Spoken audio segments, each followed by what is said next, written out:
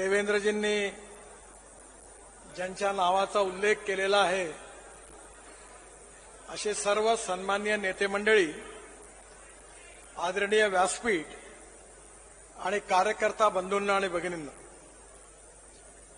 उशीर बराच झाला असल्यामुळे मी कमी वेळातच माझं बोलणं समाप्त करणार आहे.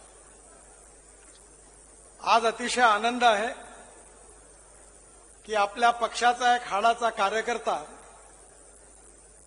आज आपल्या पक्षाचा अध्यक्ष झाला. त्यांचे आई वडील आमदार खासदार नव्हते किंवा त्यांच्याकडे मोठा उद्योग व्यवसाय नव्हता.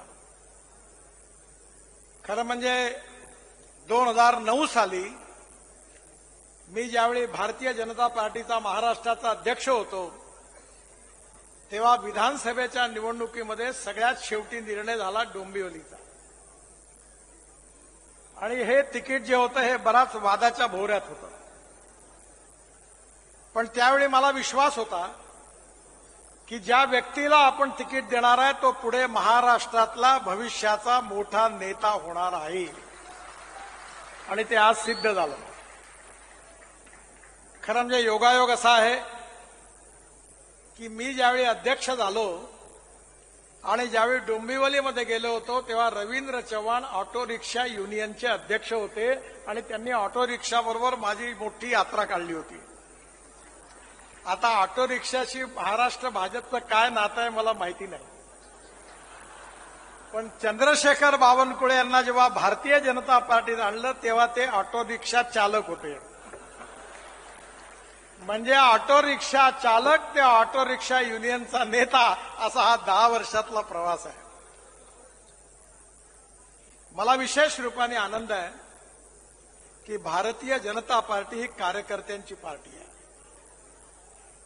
आणि ही कार्यकर्त्याची पार्टी असल्यामुळे सामान्य कार्यकर्ता ज्यांनी शून्यापासून सुरुवात केली तो या पार्टीचा अध्यक्ष होऊ शकतो. हे केवळ भारतीय जनता पार्टीतच होऊ शकतं, दुसऱ्या कुठल्याही पार्टीत संभव नाही. चंद्रशेखर बावनकुळे यांनी अतिशय कठीण याच्यामध्ये आपला कार्याचा शुभारंभ केला. पहिल्यांदा ज्यावेळी ते ऑटो रिक्षा चालवते त्यावेळी मी त्यांना बोलवलं आणि जिल्हा परिषदेला उभं राहायला सांगितलं. ते म्हणाले माझ्याजवळ पैसे नाहीये. म्हटलं काळजी करू नको, उभा राहतो. एक संघर्षशील गरीब परिवारातला, सामान्य परिवारातला कार्यकर्ता या पार्टीमध्ये आपल्या कार्याच्या भरोशावर किती मोठा होऊ शकतो याचं उत्तम उदाहरण चंद्रशेखर बावनकुळे आहे. आणि अतिशय निरपेक्ष निस्वार्थी भावनेनी आपल्या प्रकृतीकडेही लक्ष न देता त्यांनी पूर्णपणे भारतीय जनता पार्टीकरता स्वतःला झोकून दिलं.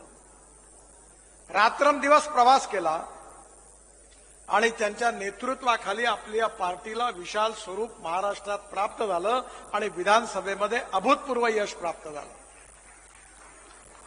चंद्रशेखर बावनकुळे यांच्या या कार्याबद्दल मी त्यांना मनापासून धन्यवाद देतो.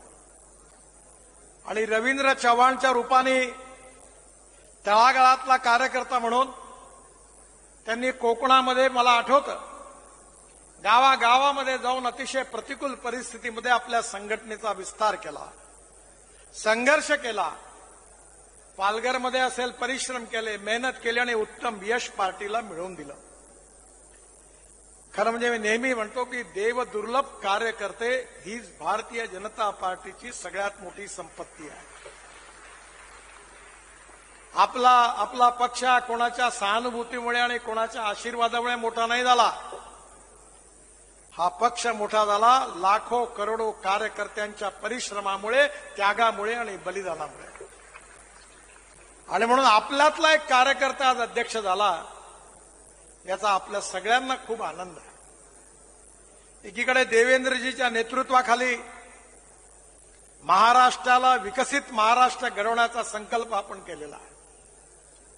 महाराष्ट्राचा आर्थिक विकास करत असताना या महाराष्ट्रातले गाव, गरीब, मजदूर, शेतकरी यांचा सर्वांगीण विकास कसा होईल आणि त्याचबरोबर सुखी, समृद्ध, संपन्न आणि देशातलं पहिल्या नंबरचं प्रगतिशील राज्य महाराष्ट्र कसं होईल याचा सातत्याने देवेंद्रजीच्या नेतृत्वाखाली महाराष्ट्र ते कार्य करत आहे. आज महाराष्ट्राचं चित्र बदललेलं आहे. देशाचंही चित्र बदललेलं आहे. 1947 साली आपल्याला स्वातंत्र्य मिळालं. काँग्रेस पक्षाला 60 वर्ष संधी मिळाली. पण काँग्रेस पार्टी जे 60 वर्षात करू शकली नाही ते 11 वर्षामध्ये मोदींच्या नेतृत्वाखाली आपल्या सरकारने करून दाखवलं. ते जनतेच्या समोर आहे. पण आपल्याला अजून पुढे जास्त काम करायचं आहे. जगातली तिसरी अर्थव्यवस्था भारताची झाली पाहिजे हे मोदीजींचं स्वप्न आहे. $5 ट्रिलियन इकॉनॉमी झाली पाहिजे हे स्वप्न आहे. विश्वगुरू भारत झाला पाहिजे हे स्वप्न आहे. आणि हे स्वप्न पूर्ण करण्यामध्ये सिंहाचा वाटा जर कोणाचा राहणार असेल तर तो देवेंद्रजीच्या नेतृत्वाखाली महाराष्ट्राचा राहणार आहे.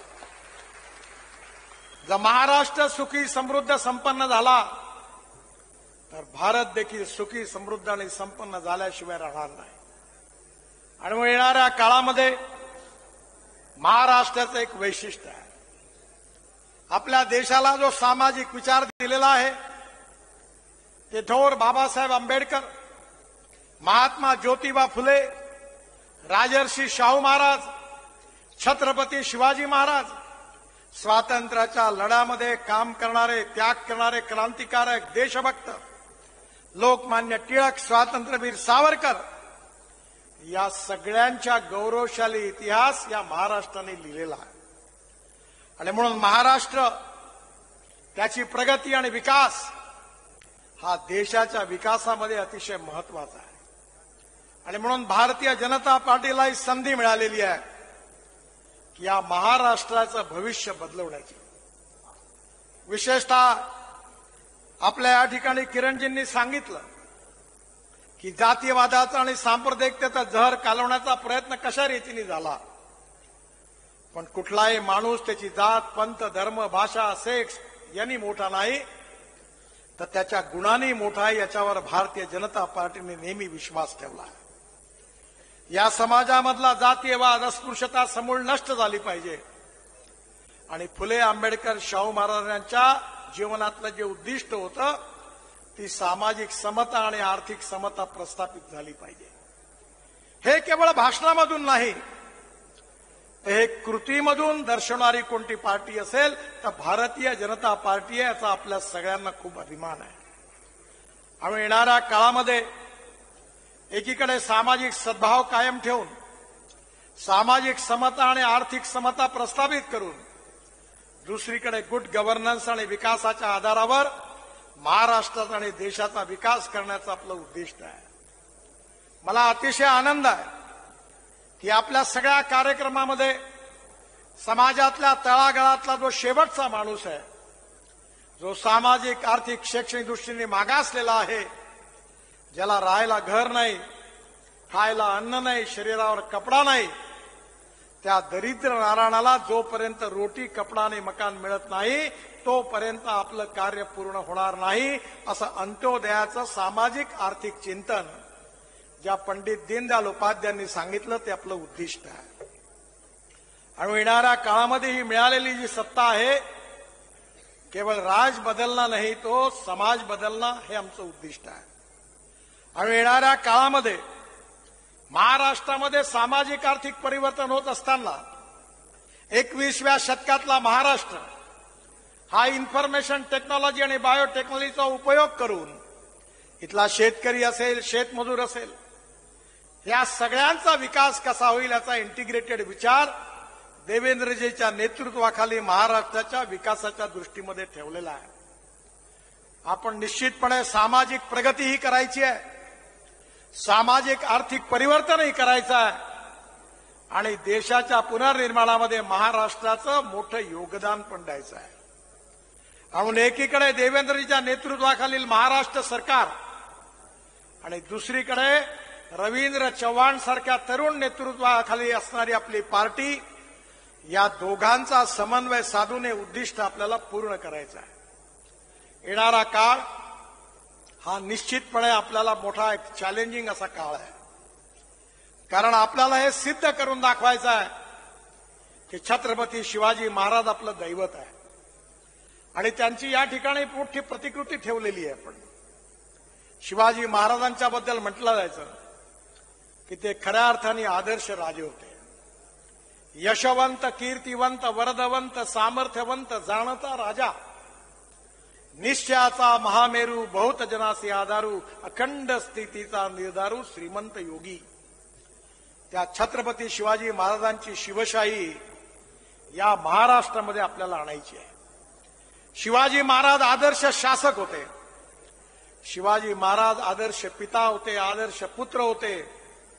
आणि शिवाजी महाराजांनी आपलं राज्य चालवत असताना स्वराज्याचं रूपांतर सुराज्यात करण्याचा संकल्प केला होता. हिंदुत्व हा त्यांच्या विचाराचा आत्मा होता. हिंदूपद पातशाही स्थापन झाली पाहिजे हे त्यांचं स्वप्न होतं. हिंदुत्व हा संकुचित शब्द नाही आहे. सुप्रीम कोर्टाने हिंदुत्वाची व्याख्या केली आहे वे ऑफ लाईफ. धर्माचा अर्थ कर्तव्य म्हणून असतो. एखादा शिक्षक म्हणतो की मी माझ्या शिक्षक धर्माचं कर्तव्याने पालन करतो आहे. एखादा पत्रकार म्हणतो की माझ्या पत्रकारितेच्या धर्माचं पालन करतो आहे. या ठिकाणी हिंदुत्व हेच राष्ट्रीयत्व आहे. हिंदुत्व हेच भारतीयत्व आहे आणि भारतीयत्व आणि हिंदुत्व हेच राष्ट्रीयत्व आहे. आणि म्हणून येणाऱ्या काळामध्ये हिंदुत्व म्हणजे कुठल्या धर्माच्या विरोधात नाही आहे. आपण ज्या सेक्युलर वादाचा प्रचार केला जातो त्याचा इंग्लिश डिक्शनरीमध्ये अर्थ आहे धर्मनिरपेक्षता. पण खऱ्या अर्थाने सेक्युलर शब्दाचा अर्थ जो आहे हा इंग्लिश डिक्शनरीमध्ये लिहिला आहे तो सर्व धर्म समभाव आहे. धर्मनिरपेक्षता नाही आहे. पण आपण प्रचार करताना धर्मनिरपेक्षता म्हणतो. सर्व जात, पंथ, धर्म, भाषा आणि सेक्स यांना कुठेही डिस्क्रिमिनेट न करता समतेच्या आधारावर, समरसतेच्या आधारावर सामाजिक आर्थिक परिवर्तनाचा आपण संकल्प केलेला आहे. पण सामाजिक परिवर्तन होत असताना राष्ट्रीय पुनर्निर्माण आणि त्याकरता 21व्या शतकातलं राजकारण हे विकासाचं राजकारण आहे.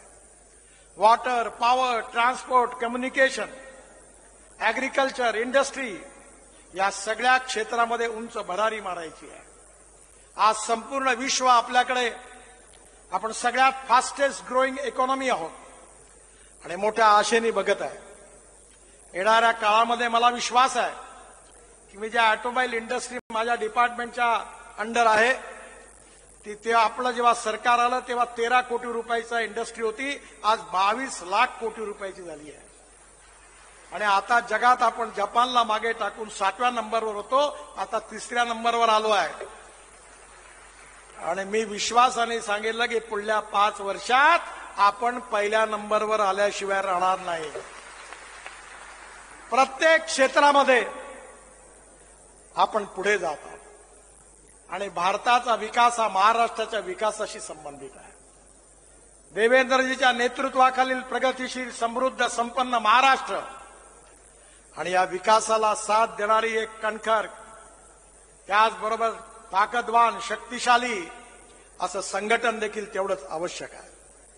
आणि म्हणून या दोघांच्या समन्वयातून आपण शिवशाही या महाराष्ट्रात आणण्याचा संकल्प केलेला आहे.